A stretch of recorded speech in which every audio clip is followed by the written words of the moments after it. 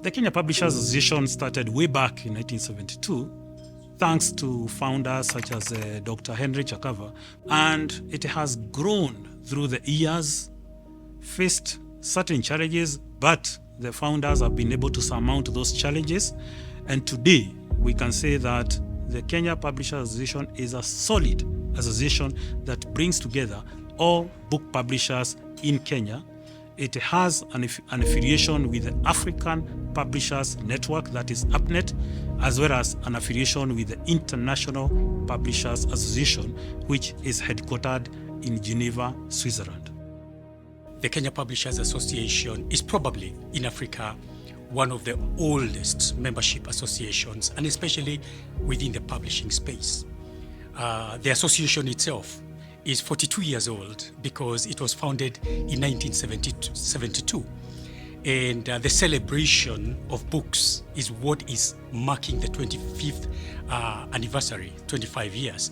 And so within that context of the book fair running in 25 years, and of course, the industry having been founded 42 years ago, is in itself momentous.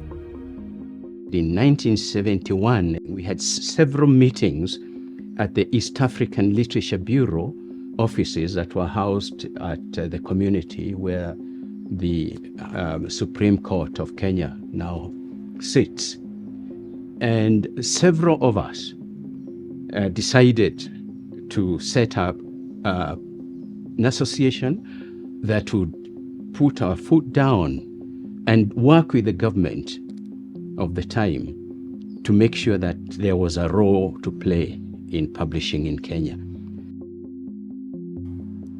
The Kenyan book industry has grown from British approach in the older days when almost all publishing houses operating in Kenya were owned by the British. But by the time I came into the publishing industry myself, which was early 1984, there were a few players in the country, and the Publishers Association was relatively weak. And those days there were confusion about indigenous and multinational publishing companies.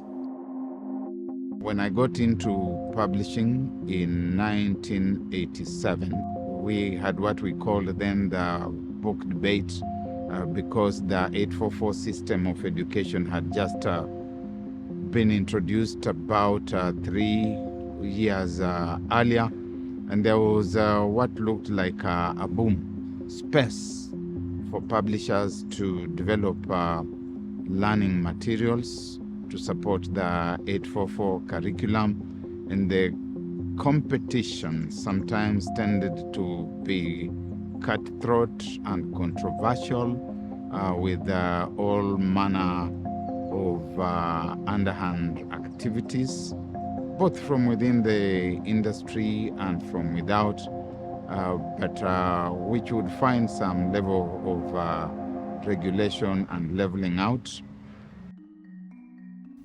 At the same time, the Kenya Publishers Association decided that it was important to start the Nairobi International Book Fair. So in the 1990s, the founders of the Kenya Publishers Association came together, started in a very modest way the Nairobi International Book Fair. That fair has grown by leaps and bounds, and today we can confidently say that it can compete favorably with other international fairs all over the world. There was no book fair event in Kenya those early years until one Stanley Rura of Bookman Consultants decided to start what he called the Nairobi Book Fair, which was running at the City Hall here in Nairobi. And it ran for a couple of years very successfully. At the same time, Professor Odhiambo, who was then the director at ISIPE, alongside one lady called Mary Bugebe, started a children's book fair which was called Kaisai, learning from the KICC. These two were the precursors of the current Nairobi International Book Fair. When the Nairobi International Book Fair was born, the focus was largely on scholarly, on creative, and on non-core curriculum materials, which we wanted the members of the public to get to know about.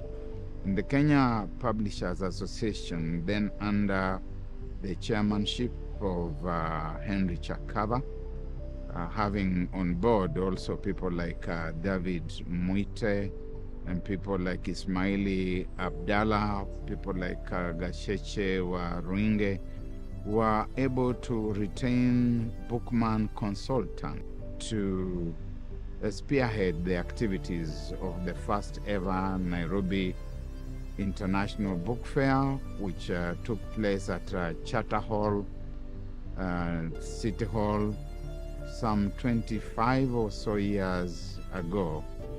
If the publishers are not doing well, and they're the ones who need to put up the book fair, then there's a problem right there. So scarcity of resources was a major problem. Where would we, just to get the venue, pay for it, and all the rest of it, all that is involved in putting together a book fair. What I remember as the greatest boost was the partnership that we formed between the Kenya Publishers Association and the management of the Sarit Center, which was by extension the management of Textbook Center. So that partnership meant that we could display the books, hold the book fair at the Sarit Center, courtesy of the management of Textbook Center, Sarit Center. And that was a huge step forward. One of the things that I am very happy about today is that when I look at the book fair then, and I look at the book fair now, one major event that we have achieved is the fact that the volume of exhibitors, just the sheer volume of exhibitors has increased. People have come to realize that every September, the book fair would be held. And that is one feat that I'm so happy that KPA has continued holding without letting the ball down. Book fairs changed the terrain in the sense that you're going out there to showcase what you have. So you must work to have variety to attract people to come to your stand. Because if all I have in my stand is just textbooks, people buy the textbooks all the time because they're going to school. I need to do more to attract more people to come to visit my stand. But I think we are really trying. I can't say there's been a big difference. I've been to the book fairs over the last few years, and you can see a difference in terms even of what is available, not just the hard copies as well, but also the soft copies that people are making available to the readers and the people interested in reading. Those days, and what is making me very happy today, our business was controlled by multinationals. Today, we are the only, I think we only have one multinational, who is not really a multinational because it is completely locally run. So I'm happy that Kenya, we have seriously taken over publishing as indigenous publishers. That makes me very proud.